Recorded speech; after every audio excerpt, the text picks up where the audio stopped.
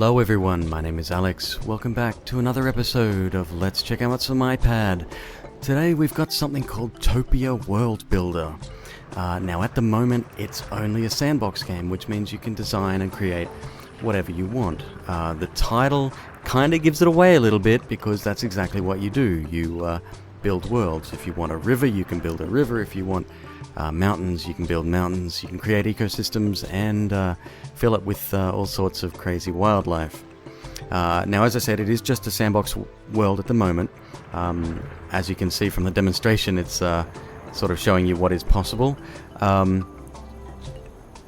There is more coming later to the game, so things like leaderboards and challenges and different game modes will be coming. At the moment, it's just a sandbox game, so kind of like an early release. You pay 99 cents now at the moment, at the time of release, version 1.0, and you get the sandbox mode. Later on down the line, you'll get more game modes as we go along. So I'm going to walk you through the sandbox a little bit, just by pressing the start here. Play. Now I've already done a tutorial, so I can show you what I've learned. And we're going to sandbox. Now there are sort of like there's two different modes here. So there's presets, and you can see Pangea or Pangea, Grooves, Twin Peaks, Lost Island, and Foothills. Now they're the ones that were made by the developers. I'm going to close that and go to My Levels. So here you can set up your own, and you can make whatever you like. So if we choose level A, this is the one that I designed before. It looks kind of like a volcano world or something like that. If you click edit, you can actually choose different settings here. So the seed number is kind of like, if you liken it to Minecraft, I know that a different seed means different world generation. So this is probably affecting the randomness level, or perhaps some presets, but I'm sure it's got to be procedurally generated, because there's no way they'd enter 10 million, 1 million different combinations without some kind of code trickery.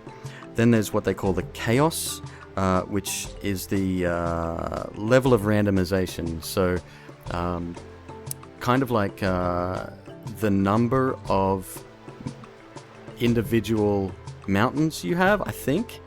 And then there's the anti-chaos, which is kind of, I'm not sure exactly what that means, something to do with the number of indentations within a single landmass. Now, I'm probably giving you some false information. This is just what I can garner from picking it up. Smooths and time of day. Time of day affects, of course, the light system that's in play. It looks very nice, especially when it's in motion. Now, if we generate it, okay, I've created pretty standard looking world here.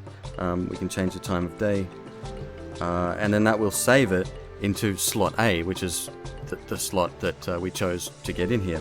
And that's it. Now we're in sandbox mode proper. So you can use one finger to swipe when there's no tool selected. When you do have a tool selected, like the grow, for example, one finger now, in fact, just makes the land grow wherever I drag my finger. 2 fingers to swipe, so you can move around your world a little bit. And you can also pinch to zoom in. Yes, you can. And it lowers the perspective a little bit. How far can we go in? Let's have a look. I think that's about it. Okay, so we've got some trees here. Whoops, I don't want to destroy them. Let's put in some animals. So we'll put in one of these things. I have no idea what that is, but he's running somewhere.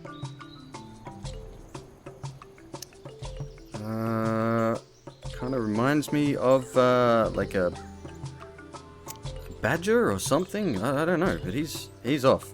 Now you can also do this. Is you select this guy, and I have now added a bookmark.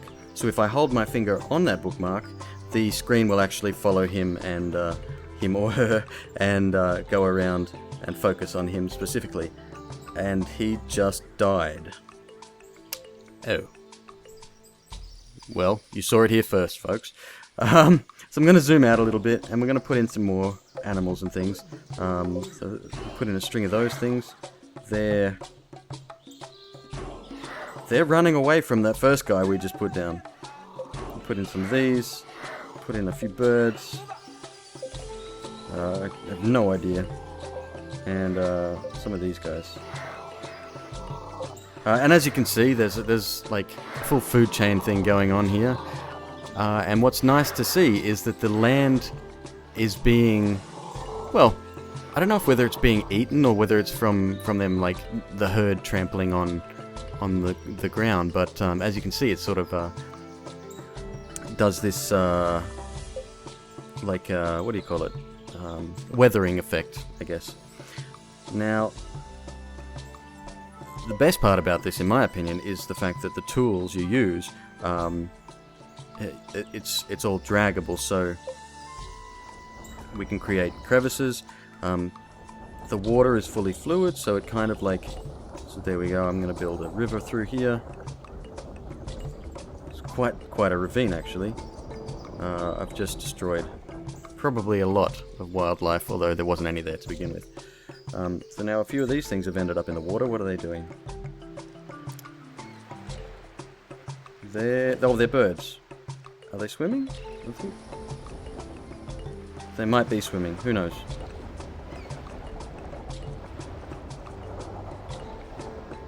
So if you keep your finger on one area, as you can see, it's just getting deeper and deeper there. There does seem to be like a limit though, like a ceiling, if you will. Don't know what I just did there. I must have pressed a button or something. I don't know. So, for example, if I want to raise the land, I can only raise it so far. So that's kind of one limitation. You can't just get silly about it and just keep building. You have to sort of stop at that world's edge, I guess. And the same thing applies if you want to go down. So I'm sure later on they'll get, they'll tweak the engine maybe a little bit so that volcanoes and things are a possibility. But at the moment, it's sort of like, it's more aesthetic than interactive. So you notice a couple of other buttons here, this guy and this guy. This actually gives you a bigger control. So when I select that, a larger area is brought to life.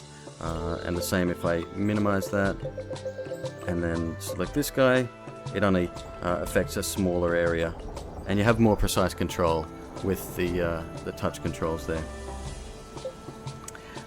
This button here allows you to zap animals. So, for example, if we can find some, doesn't seem to be anywhere we can put them now. Okay, all my animals have perished, unfortunately, but we're gonna fill up this area with these guys, and then I'm gonna zap a few. Lovely sound effects. So that just enables you to fine-tune the quantity of your population. And there is one more button. This is called the smooth button. Now what it does, it enables you to, it sort of finds a medium ground and flattens an area. So as you can see, I can like hold my finger here, or depending on where I started, and it will make a nice smooth area. Again, so this is really good for, creating like a grazing field.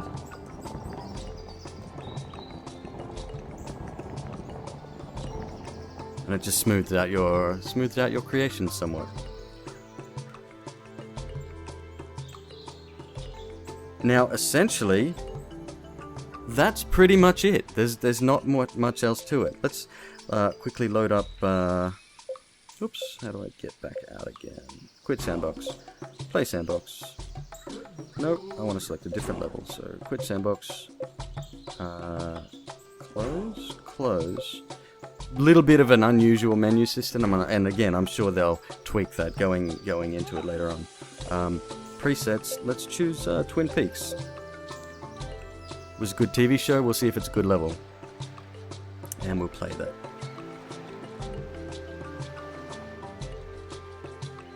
So this is running on the iPad 2. It is a universal app, so it will run on iPhone, iPod Touch, and iPad. As you can see, there's like an atmosphere in play as well. Some kind of or cloud cover, perhaps. Doesn't seem to be too much life here, but you can do cool things, like we can write our name, for example. So let's smooth out an area here.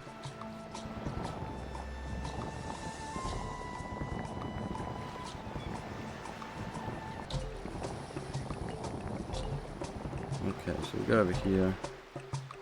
This looks like a good area to do it on.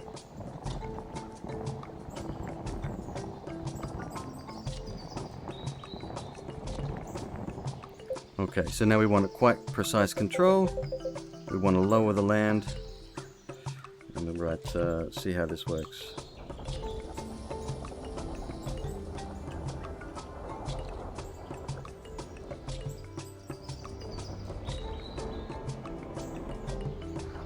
Al. That's me. I'm Al. So yeah, until they add new things into the game, it's not the most involved game. It's quite nice for a chilled sit down and just check it out. The music kind of gets a little bit annoying because it's on loop. And this type of game would probably, allow for a lot more varied selection of tracks. But all in all, it's not bad, and it's only 99 cents, and it does run on all compatible devices, so it's pretty sweet. The movement with the two fingers is a little bit jumpy, as you can see. I'm not disappointed by that too much. Again, it's an early build. They want to show it off and get as much publicity, I guess, as possible early on. So for 99 cents, pick it up now before the price will inevitably jump when they do add new features. But I'm looking forward to that, especially the challenges and leaderboards. I think that will allow for some pretty cool creations and competition as well. So look forward to see what's coming. Anyway, my name's Alex. This has been another episode of Let's Check Out Some iPad, and I will see you again soon. Bye-bye.